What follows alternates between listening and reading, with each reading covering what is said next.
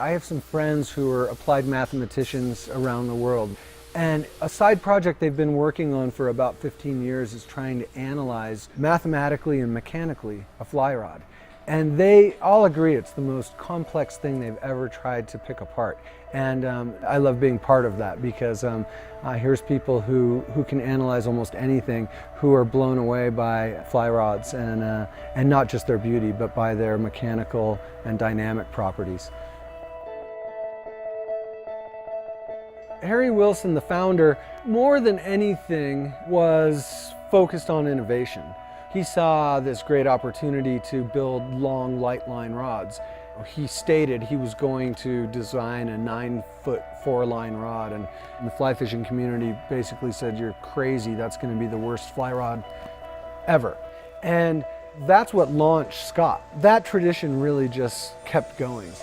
Scott being made here in America is something that I really think is important. You know, that's kind of a vanishing thing. I don't know of any other company that has hand-built every rod they've sold for 40 years. Sometimes you get rods back on repair and you get a glimpse into who had that rod. We even had a gentleman not too long ago send in a letter thanking us for his rod that he's had for 26 years. This guy has literally fished this rod almost to death.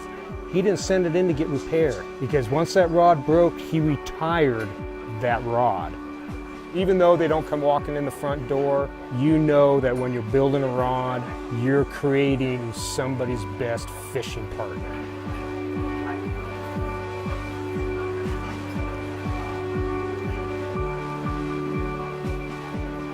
It's weird because we sig so many rods in a week, and every rod is individual. Each rod is different, it has its own personality, and I don't know, it never seems the same to me, never.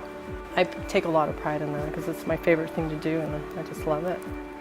My girlfriends call me a schman, yes, because I look like a female, but I act like a boy, because all I talk about is fishing and building fly rods, so yeah, I'm a schman. And I'm proud of it. I think that's what keeps us excited, is always looking for a better way to build our rods, always seeking out what's on the cutting edge of material science. They're not just made to sell, they're made to fish.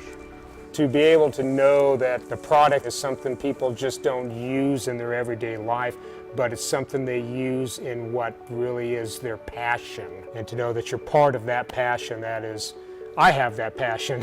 Most people here have that passion. We're all fishermen in one way or another. So we understand that and have that connection with the people we build rods for. And that's a really cool thing.